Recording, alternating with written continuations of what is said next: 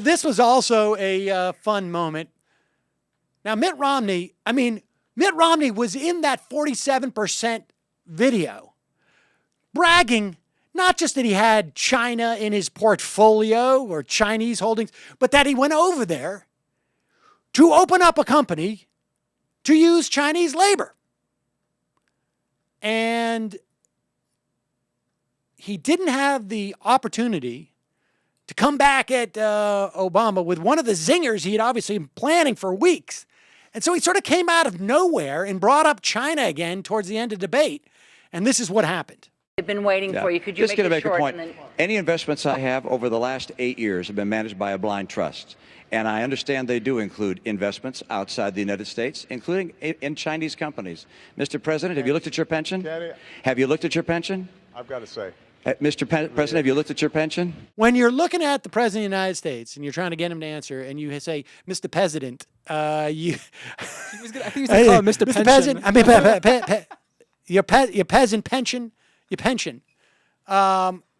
We spoke yesterday about the release of those conditions. And I speculated that the Romney camp was afraid of being put on the spot by President Obama and would use it to whine about the next day. But I mean, clearly what happened is the Romney camp released this as a way of trying to freeze the president from doing that. And then they took it one step further, and this is a smart move. Romney came out very early on, I think within the first couple of minutes of the debate, and asked a question of the president directly. Now, this did not throw off the president, but it does seem to have thrown off Mitt Romney. What's in your pension account? And here we go. You know, I don't look at my pension. It's not as big as yours, so it doesn't take as long. Let me give you some. Let me give you some advice. I don't check it that often. Let me give you some advice. Look at your pension. You also have investments in Chinese companies. You also have investments outside the United States. You also have investments through a Cayman's trust. And we're sort of way off topic Mr. here, President, Governor Romney. We're a little off topic. Completely off the immigration. I thought we were talking about immigration. And we were. I came back to what you spoke about I do want to make sure. If I could have you sit down, Governor Romney, thank you. I do want to make sure that we just.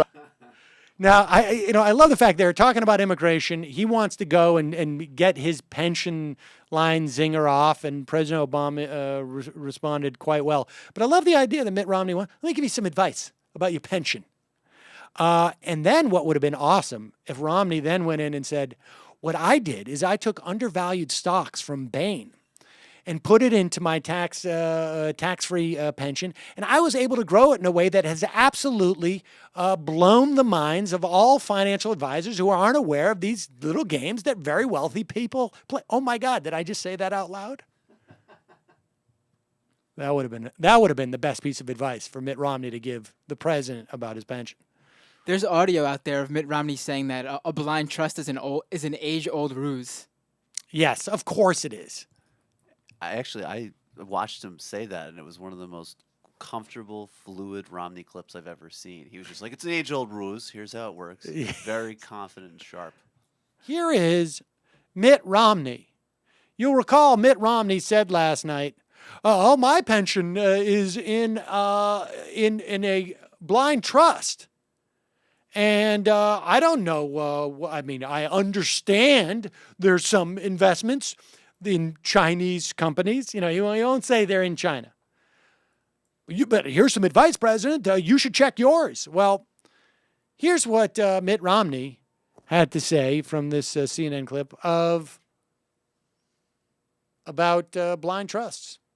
And last night, Romney spoke of his blind trust almost as a virtue, saying it allowed him to, quote, avoid any conflicts of interest. Keeping him honest, though, back in 1994, when he was campaigning against Ted Kennedy, he didn't really trust blind trusts.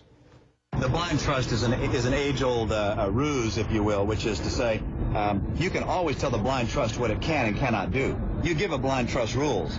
There you go, ladies and gentlemen. In other words, you can, yes, invest heavily in China. Thank you, Mitt, for correcting you.